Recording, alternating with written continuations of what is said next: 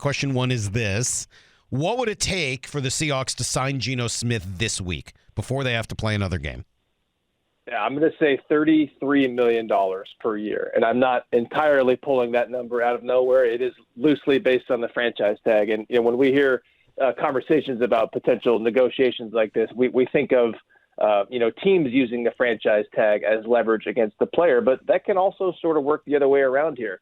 So I think when you are a player at a certain level, and I think Geno Smith is definitely at that level where the franchise tag could come into play because he's good enough to warrant that kind of payday, he can always say, countering to whatever offer the Seahawks make, if it's not what he likes, he could say, no, I'm just going to play on the franchise tag. And if I do that for 2 years in a row, of course, it's the first year franchise tag number, which over the cap projects at $31.5 million, and then it's 120% the next year. So you average those two out, that's about $34.5 million.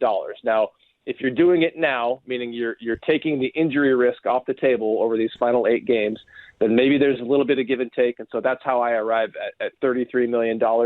I just think if you're Geno Smith and you've gone, 10 years now, and I think he's made around $14 million. It's a lot of money to you and me, but not a lot for an NFL quarterback. Certainly not a lot when you are playing at the level that he has. And I think it's clear from the comments that he's made, he feels like he should have been making this kind of money, this big kind of money, starter money a long time ago, because he feels like he's been a starter. And so I say all that to say I don't see him giving the Seahawks a huge home team discount, if any. And I think that he's going to use the franchise tag numbers as sort of a starting point. And that's why I arrive at $33 million on average per year. That is a lot of money. Would you make that move if you were the Seahawks?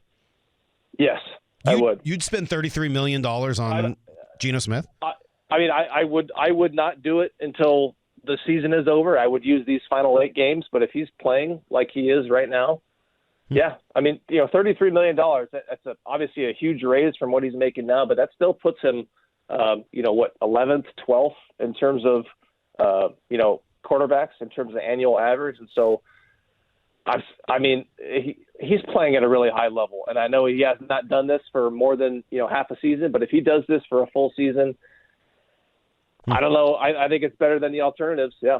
I got to say, man, I'm still stuck on this. That's a lot more than I think most people were expecting you would say. I think people have been thinking can you get Geno for 2 years and $33 million, not $33 a year? That's wow. All right. There's a lot of teams that need quarterbacks. Now, there's some teams, we were having this conversation in the media room the other day. There's some quarterback needy teams that may not go the veteran route. Like I don't think the Colts, after going from Phillip Rivers to Carson Wentz to Matt Ryan, I would think that they're going to be drafting a quarterback, but I think there's other teams that would need a quarterback. But that is another part of it, is that the Seahawks will be projecting, what kind of market he would have. But I just don't see them letting him get to the open market, because why would you when you've got the franchise tag? I guess the only other argument here against $33 million, and I'm fascinated by this, is, hey, look, if you're Geno Smith, you've not really made, as you said, a ton of money in your career for a football player, for a quarterback.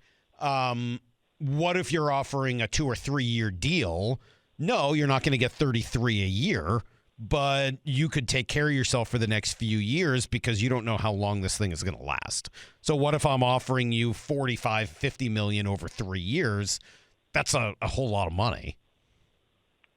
Yeah, yes, but that's assuming that Geno is of that mindset that he is not sure how long it's going to last. I think if you listen to what he said, and just the way that he has pushed back against any notion that his, what he's doing this season should at all be surprising, or that anybody, should not have seen this coming. I mean, the guy is very confident in himself. I really think that he thinks that he has just been this way the entire time, and it's just been about a matter of opportunity. And so I just don't know if he's going to be willing to take a deal that, makes him the, 15th, 16th best quarterback when he's playing like, one of the 7 or 8 best quarterbacks in the NFL. If he potentially makes a Pro Bowl or gets MVP votes, that drives up the price too. It does. And if Brock were here, he'd say, I wonder if Geno recognizes the fit, the system, the coaching, all of the things that have helped him get to that point. But hey, if a $33 million a year payday is out there, you make a lot of different decisions based on